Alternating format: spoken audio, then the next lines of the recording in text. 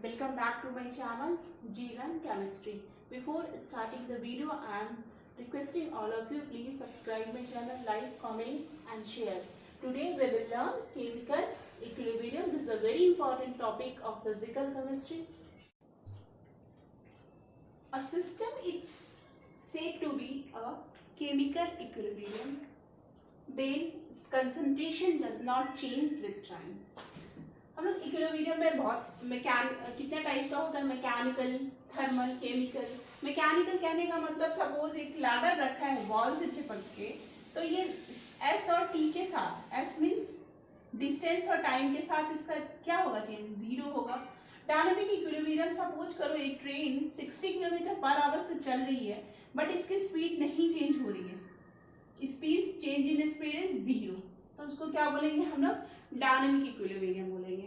And thermal equilibrium कहने का मतलब क्या, उसका चेंज इन टेम्परेचर कांस्टेंट है, यानी टेम्परेचर टी क्या है, कांस्टेंट है, यानी जो हीट फ्लो हो रहा है वो जीरो हो रहा है। केमिकल प्रोसेस में दो तरह का होता है, एक होता है, एक एग्जांपल के साथ बताते हैं, N2 + 3H2 से हमारा 2NH3 अमोनिया बना इस 500 डिग्री सेंटीग्रेड पे, and some pressure is there and this process is also called Haber process and इस प्रोसेस में मैंने दोनों साइन दिया है। ये साइन का मतलब है कि अब जो इनके कंसंट्रेशन में कोई चेंज नहीं आ रहा है।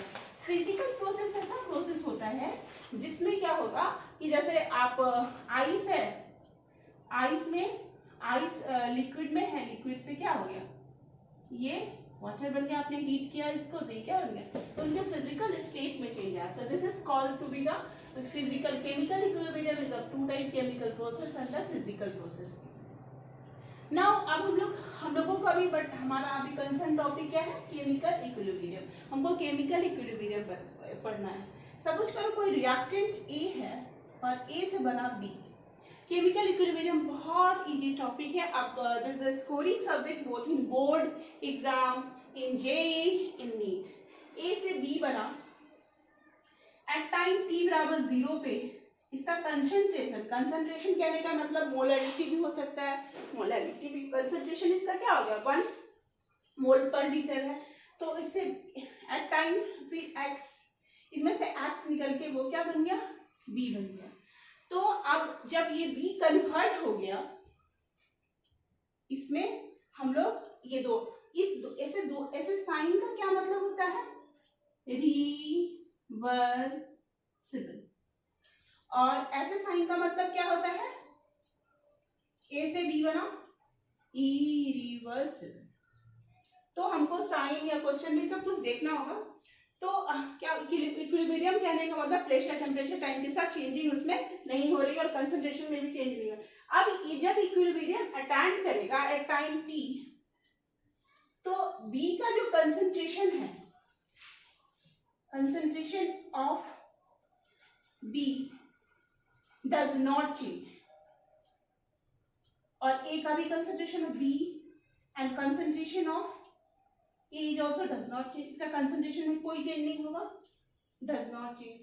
तो हम लोग जैसे ये ग्राफ हमने बनाया है concentration और टाइम का, जब भी ये जो रिएक्शन है A और B के बीच में होता है, तो A, ये हमारा A का कुछ concentration है यहाँ पे, इसलिए इसको y एक्सिस में ऊपर का पॉइंट दिया है। B में कोई कंसंट्रेशन नहीं है तो इसके नीचे का टाइम t है, नीचे का पॉइंट दिया, तो A का कंसंट्रेशन क्या होगा, टाइम के साथ ऐसे घटा घटा घटा, फिर B का कंसंट्रेशन क्या होगा, ऐसे टाइम के साथ क्या होगा, बढ़ेगा। एक समय ऐसा आएगा, एक टाइम ऐसा आएगा जब दोनों का जो रेट है, जब दोनों के एक के कम होने का और एक के बढ़ने का रेट इक्वल हो जाएगा, तो एट दैट टाइम जो है वो रिएक्शन क्या होगा, इक्विलिब्रियम पे होगा। तो हम लोग इसको कैसे दूसरे तरीके से कैसे समझ सकते हैं, देखो इसको समझने का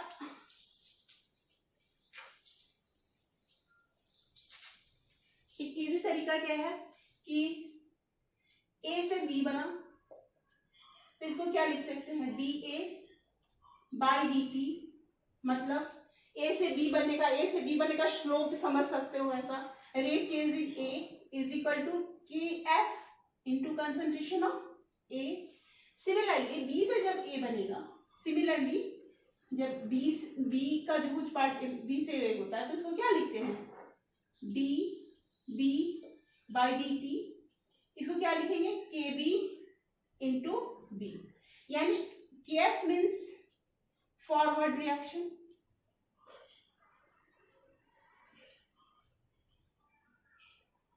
और के बी मतलब बैकवर्ड रिएक्शन।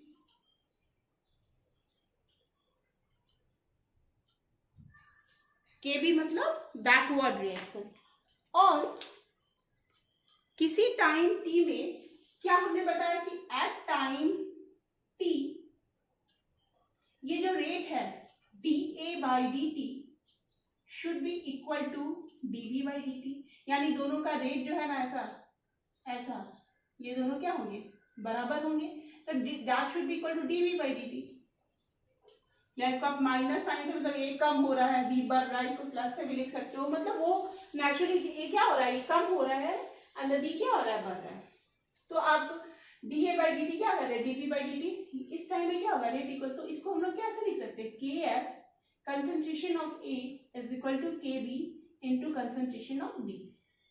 ठीक है, तो नाउ हम लोग क्या लिख सकते हैं इसको, K F by K B is equal to concentration of B upon concentration of B. अब देखो ऐसा साइन लगाने का मतलब जो होता है ना, मैथ्स में क्या बोलते हैं, ग्रेटेस्ट इंटीजर फंक्शन बोलते हैं, GIF बोलते हैं, और यहाँ पे केमिस्ट्री में ये क्या हो जाता है, ये कंसंट्रेशन के लिए, कंसंट्रेशन के साइन के लिए।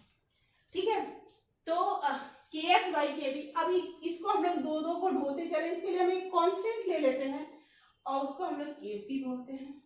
सी डिनोट फॉर, हमने कंसंट्रेशन के टर्म में लिया है, कंसंट्रेशन के टर्म में लिया है, इन टर्म्स ऑफ कंसंट्रेशन के टर्म में लिया है, तो हम लोग क्या लिख सकते हैं, के सी बराबर के, तो ये जो के सी है इसको हम लोग बोलते हैं, क्या बोलते हैं, इक्विलिब्रियम, इक्विलिब्रियम। ठीक है, अब देखो अगर कहीं ऐसा दिया है कि रेट ऑफ, अब यहीं पे नीट में एक बार क्वेश्चन आता है, बहुत इजी सा क्वेश्चन है, रेट ऑफ फॉरवर्ड रिएक्शन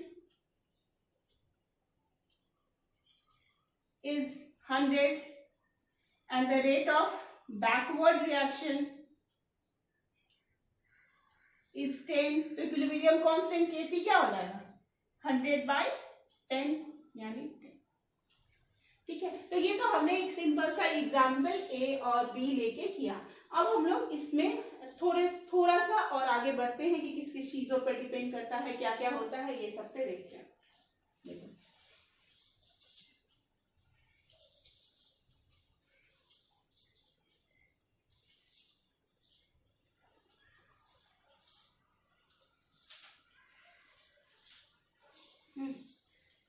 तो अब हम लोग जैसे कोई एग्जाम्पल लेते हैं, सपोज करो ए और बी से सी एंड डी बना, तो इसका इक्विलिब्रियम एट टाइम कुछ होगा, टी बराबर 0, इसका 1, इसका 1, इसका कुछ दिया नहीं है, 0 0 ऐसा है, तो एट टाइम टी बराबर, टी पे कितना बनेगा, ये 1 माइनस, सपोज एक्स मोल डिसोसिएट हुआ, 1 माइनस एक्स, ये x बना, ये x बना, तो हमारा Kc क्या हो जाएगा, x cross x upon 1 minus x into 1 minus x, यानी x square by 1 minus x का स्क्वायर।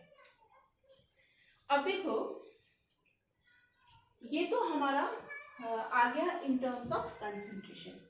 अब जो इक्विलिब्रियम की सारी कहानी दो तीन चीजों पे घूमती है, क्या क्या चीज है, एक तो कंसंट्रेशन के टर्म में हमको केसी दिया जाएगा, हो सकता है दूसरे टर्म्स प्रेशर के टर्म में दिया रहेगा, तीसरा टर्म हमारा ऐसा हो सकता है कि किसी और टर्म में रहेगा, आपको कन्वर्ट करना रहेगा, और हमारा ये भी हो सकता है गिब्स एनर्जी के रिलेशन करके हमको निकालना पड़ेगा, और हमारा ये हो सकता है कि टाइम या टेम्परेचर निकालना पड़ेगा, हो सकता है किस टेम्परेचर पे हुआ है, ठीक है, किस टेम्परेचर पे, at what temperature this happened. तो एक फॉर्मूला होता है k बराबर a e to the power minus EA by RT। EA क्या होता है, एक्टिवेशन एनर्जी, आर तो पता ही है, व्हाट इज आर? आर बराबर क्या है हमारा? Gas constant. एंड टी क्या है? Temperature in kelvin. ठीक है, डिग्री सेंटीग्रेड में रहेगा तो हम लोग क्या करेंगे, अगर डिग्री सेंटीग्रेड में रहेगा तो 273 ऐड कर देंगे, प्लस मान लो what ever be the degree centigrade. A क्या है? आर्हेनियस कांस्टेंट है।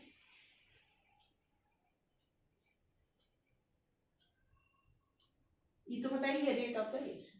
तो K बराबर A e to the power, इसका भी हम लोग यूज कर सकते हैं। अब K ये फॉरवर्ड का भी हो सकता है, बैकवर्ड का भी हो सकता है। फॉरवर्ड होगा तो यहाँ पे KF लिखा रहेगा, ये भी दे सकता है कि इसके लिए ये अलग है।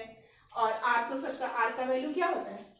R का वैल्यू होता है 0.082 लीटर एटमॉस्फेयर पर केल्विन पर मोल। अच्छा, एक चीज तो सबको पता है कि R और एनर्जी दोनों इक्वली होता है। कैसे इक्वल होता है बाबा?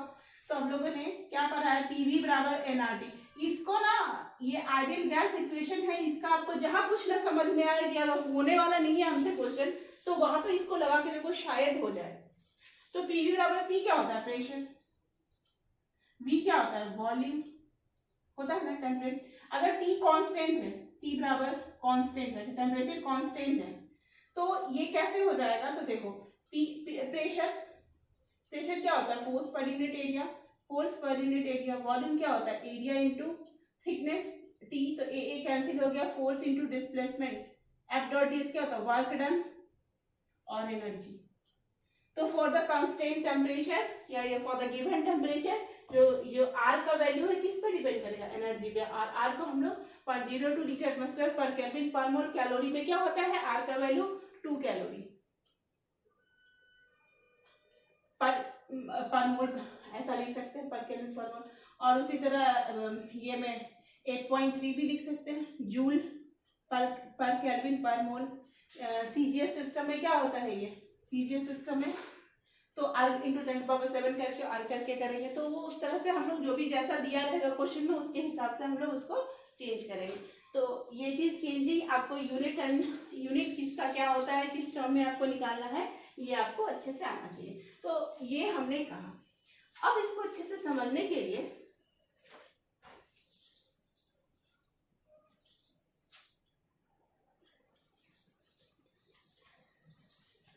एक टर्म आता है law of mass action. Law of mass action. तो ये क्या कहता है कि rate of reaction is directly proportional to their active masses. और इसमें प्रोपोर्शनलिटी कांस्टेंट एफ डाल दोगे, एक्टिव मासेस। और एक्टिव मासेस मींस इस प्रोपोर्शनल, ये किसके बराबर होगी? कंसंट्रेशन। तो इसको समझने के लिए देखो, ये हमने ये law of mass action,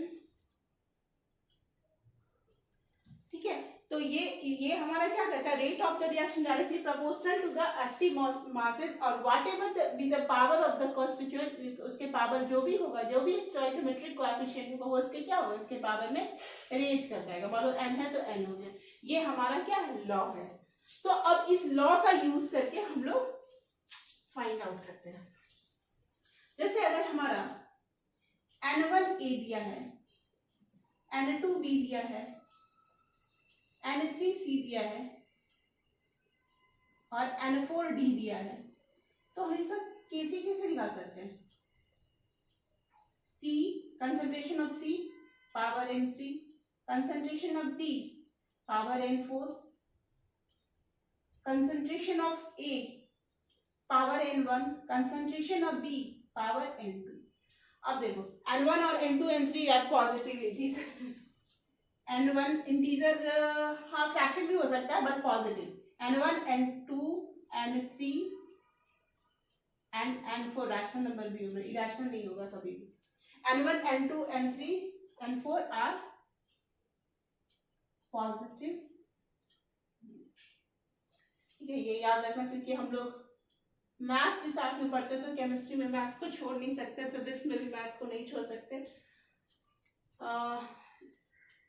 physics को मैथमेटिकली डिफाइन किया जाता है और केमिस्ट्री को भी हर जगह वो चीज आने ही आना है जहाँ पे वो, अगर वो नहीं आएगा तो ये नहीं आएगा। ऐसा नहीं है बस कुछ पार्ट है ऑर्गेनिक या इनऑर्गेनिक का जो आपको डायरेक्टली थोड़ा सा याद करना पड़ता है, रटना पड़ता है, लेकिन बाकी सब पार्ट में आपको फिजिक्स का सेंस और मैथमेटिक्स का सेंस आना चाहिए, तभी वो चीज समझ में आए। तो हम लोग इक्विलिब्रियम कांस्टेंट को ऐसे लिख सकते हैं।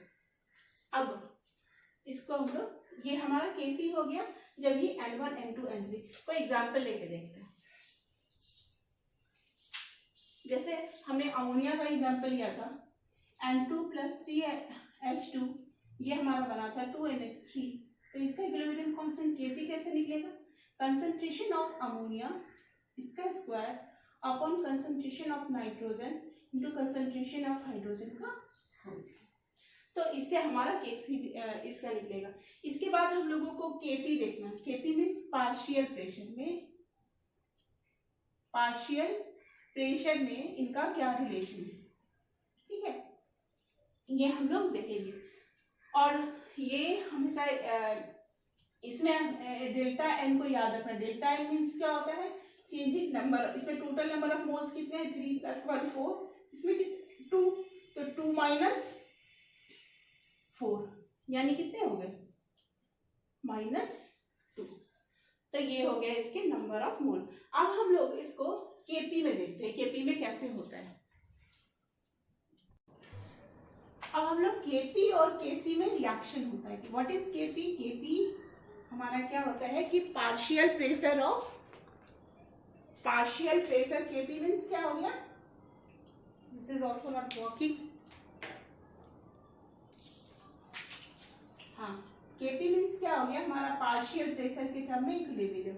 सपोज करो एक रिएक्शन है A + B, इससे बना C + D। ये N1 है, ये N2 है, ये N3 है, ये N4 है। तो Kp क्या होगा? Partial pressure of C power N3 partial pressure of D power N4 divided by partial pressure of A power N1 into partial pressure of B power N2। ठीक है, हम लोग शुरू से एक हमारा क्या है, ये बोलते हैं ना एक मेडिसिन जो हर जगह काम आती है। तो दिस इज लाइक द रामबाण। तो पीवी बराबर एनआरटी का हम लोग यूज करते हैं हर जगह। एन को भी से डिवाइड करोगे तो क्या आएगा? कंसंट्रेशन आएगा, यानी पी बराबर सी आर टी। आसान लिख सकते हैं। ठीक है, तो हम लोग इसको क्या लिख सकते हैं? Partial pressure of C is equal to concentration of C और टी तो कांस्टेंट है तो ये वही रहेगा। तो इसको क्या लिख सकते हैं? C R T, है ना। हम लोग क्या लिख सकते हैं इसको? P बराबर C R T, C R T। Similarly इसको लिख सकते हैं C B R T। Similarly इसको लिख सकते हैं C A R T। Similarly इसको लिख सकते हैं, इसको क्या लिख सकते हैं? C B R T। ऐसा मैंने लिख दिया, अभी पावर नहीं लिखा है। अब मैं इसको पावर लिख देती हूँ। N3 N4 N1 N2। ठीक है, तो अब देखो सब C वाले को एक तरफ कर लो। C N3 CD N4 CA, C designate for concentration, N1 into CB N2। सब C वाले को एक तरफ कर दिया। और RT तो सब में है, RT को लिख सकते हैं क्या? N3 + N4 एक साथ, N4 - N1 + N2। तो ये जो टर्म आता है वो किसके लिए आता है? केसी के लिए आता है। इसको हम लोग केसी लिख सकते हैं और इसको हम लोग क्या लिख सकते हैं? RT पे पावर डेल्टा एन। तो हमारा फॉर्मूला आ गया केपी बराबर केसी RT पे पावर। और एक चीज और याद रखना होगा कि पार्शियल प्रेशर क्या होता है, तो ए निकालना होगा। तो total pressure into mole fraction of A. Partial pressure of B क्या होगा? P total to mole fraction of B, PC क्या होगा, P total into mole fraction of C, PD क्या होगा, P total into mole fraction of D. ये mole fraction को F से ही designate करते हैं, तो ऐसे mole fraction of A, mole fraction of B, mole fraction of C, mole fraction of D. अब हमारा क्या होगा, कभी कभी केपी केसी का रिलेशन पूछा जाएगा, कहीं पे केपी दिया रहेगा, केसी फाइंड आउट करना होगा, temperature delta N find out करना होगा। मान लो कि कोई भी रिएक्शन अगर ये दे देते हैं, सपोज करो S प्लस O2, ये रिएक्शन है SO2, ठीक है। तो यहाँ पे क्या है कि मान लो कि यहाँ पे डेल्टा एन पहले फाइंड आउट कर देंगे, ये 1 है, ये 1 प्लस 1 क्या है 2 है, तो -1 हो गया, तो ये फाइंड आउट हो गया हमको। केसी अगर दिया है, मान लो कि 10 दिया है तो 10 हो गया, टेम्परेचर 10 केल्विन दिया तो 10 हो गया।